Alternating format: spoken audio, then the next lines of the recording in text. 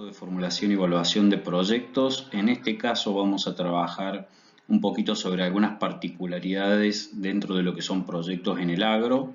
y específicamente vamos a mencionar a tono descriptivo aspectos importantes acerca de la determinación y el análisis de los recursos. En una gran proporción,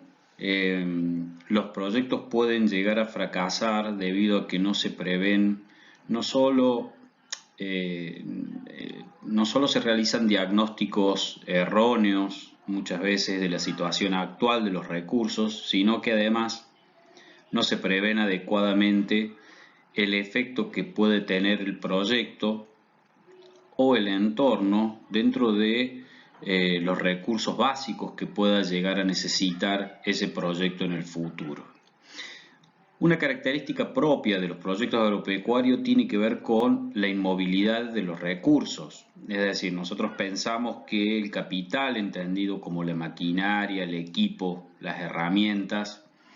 así como también la mano de obra, son móviles. En cambio, en este sector, los recursos fundamentales que provienen de la tierra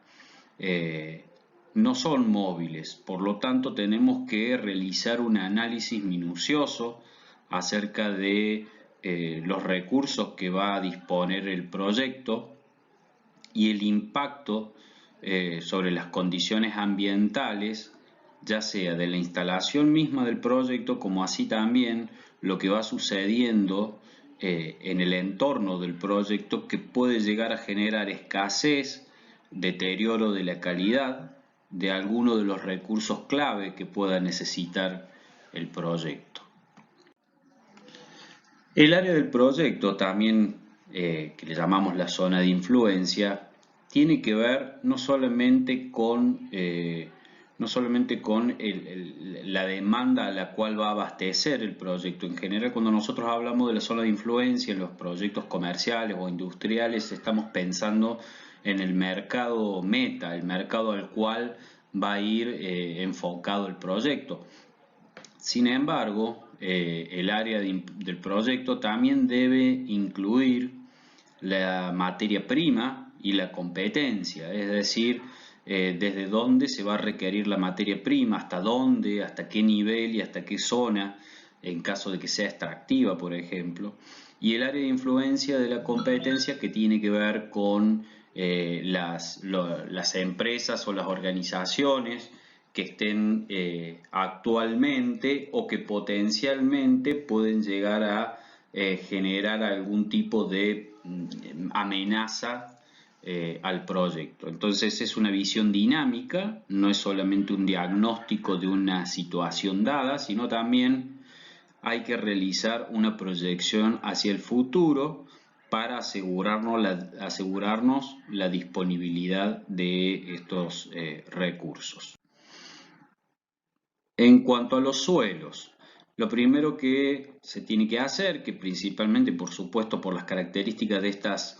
estos factores es necesario que lo realice alguna persona especializada en el tema.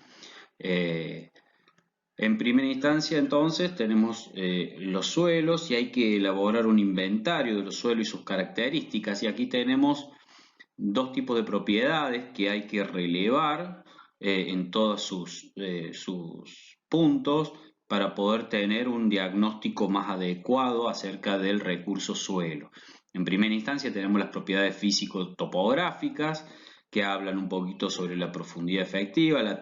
textura del suelo, no solo superficial, sino del subsuelo también, la capacidad de drenaje, es decir, el grado de permeabilidad que pueda tener, la retención de agua, eso es clave también, el grado de pendiente resulta importante, por ejemplo, en el caso de la ganadería, si uno piensa en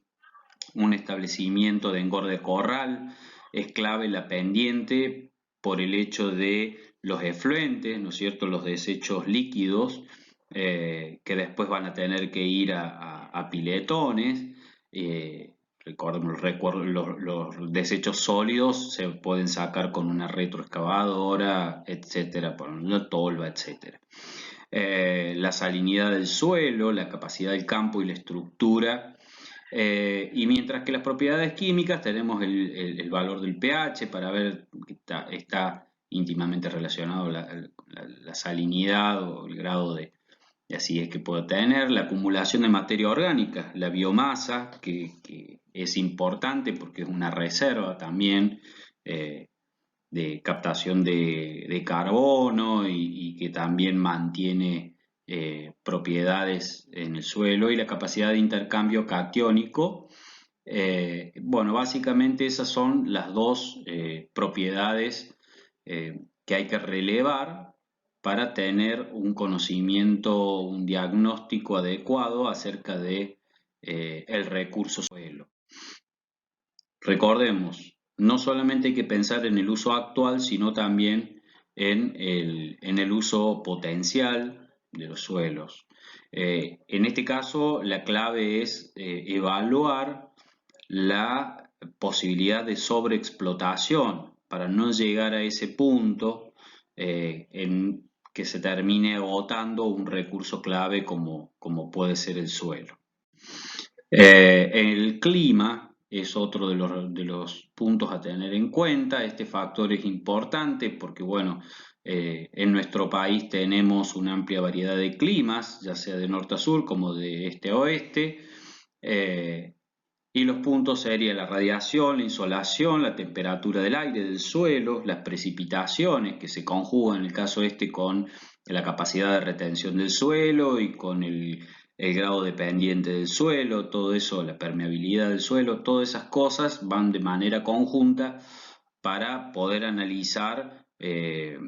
un posible aprovechamiento en caso de tener una ventaja en esos aspectos o tratar de minimizar los costos de que puede generar una situación no esperada. La humedad y el viento serían los puntos claves que podríamos desarrollar sobre el clima y que van a condicionar en gran medida el tipo de explotación que podemos tener. Luego tenemos los recursos hídricos, bueno, en realidad todo lo que es ambiental es muy importante, pero los recursos hídricos determinan el aprovechamiento de los suelos. Es un gran limitante, sobre todo en las zonas del NOA, que hay que tener en cuenta no solamente la capacidad de utilizar las reservas de agua, sino tener el cuidado de no sobreexplotarla, de no generar, de no requerir una cantidad de agua superior a la velocidad de la recuperación de estas reservas. También hay que tener en cuenta cuánto están utilizando de agua las explotaciones o los emprendimientos que hay que estén dependiendo de esas reservas, porque puede ser que quizás nuestro proyecto en sí no esté generando, o sea, no requiera una sobreexplotación de agua, de las reservas de agua, pero como ya esas reservas están siendo utilizadas por otros emprendimientos, el hecho de que ingrese un emprendimiento extra que requiera ese mismo insumo puede generar la sobreexplotación por esa adición del proyecto. En cuanto a la reserva, los recursos hídricos, no solamente hay que tener en cuenta la cantidad que puede haber de agua, como decíamos, sino también la calidad, es decir, la concentración de sustancias químicas, si hay organismos patógenos en el agua, la posibilidad de que haya impurezas en el agua a mediano plazo, eso es clave para lo que es el sistema de riego. Muchas veces el hecho de una determinada provisión de agua que podamos tener hace que nos condicione en el sistema de riego que tengamos que seleccionar para la explotación. Y eso, más allá de la parte técnica, de tener que modificar o adecuar la técnica de la explotación, la clave ahí también va a ser el impacto que pueden tener sobre los drivers, sobre los costos, ¿no es cierto? Los drivers, los generadores de costos, ahí vamos a tener un condicionamiento dado por la técnica en el sistema de riego, por ejemplo. Entonces, como resumen de criterios esenciales, vamos a tener dentro de lo que es el agua, vamos a tener el balance hídrico y la calidad del agua. El balance hídrico, como decíamos, las necesidades de agua y la disponibilidad que podemos tener, tanto en las capas superficiales como en las subterráneas, en las napas de aguas, y las variaciones estacionales, ¿no? Que todo eso depende del aspecto eminentemente técnico. En cuanto a la calidad del agua, habíamos hablado sedimentos, sales, sodios, bicarbonato y algunos otros elementos potencialmente nocivos, ¿no? U orgánicos que pueden ser bacterias, microorganismos, etc. Entonces, estas condiciones que debemos analizar, no solamente las tenemos que analizar de manera descriptiva y por partes, podemos decir, sino que también las tenemos que conjugar e interrelacionarlas, dado que hay una interdependencia entre todos estos recursos. Entonces vamos a tener las condiciones físicas, por un lado, el suelo y el agua. Ahí les señalo la erosión, la contaminación, inundaciones, el agua, la posible contaminación y el flujo en cantidad y en calidad. Y las condiciones ecológicas que tienen que ver ya con la interacción entre estos recursos naturales con lo que sea población, lo que sea animales, es decir, ya tenemos que analizar el ecosistema, cómo impacta el hecho de que nosotros instalemos nuestro proyecto en esa zona, qué impactos va a tener sobre el ecosistema, cómo lo va a modificar, porque por más que uno crea que es mínimo en relación a todo el ambiente que lo rodea, siempre hay impactos y es muy importante poder evaluarlos, poder identificarlos, ver qué tipo de impacto puede tener y cuánto impacto en el sentido del medio ambiente, sí, y también impacto sobre el resultado financiero y económico del proyecto, tanto actual como futuro, porque si nosotros elaboramos un flujo de caja pensando en evaluar el proyecto con la misma condición del suelo, con la misma condición de clima, con la misma condición de agua, tenemos que estar seguros de que a lo largo de 10, 15 o 20 años, o quizás no seguro, pero por lo menos tener una probabilidad alta de que efectivamente termine siendo así y que no nos quedemos, que no se nos sequen las reservas de agua, no se nos agoten las reservas de agua o que el impacto sobre la zona sea lo suficientemente grande como para que genere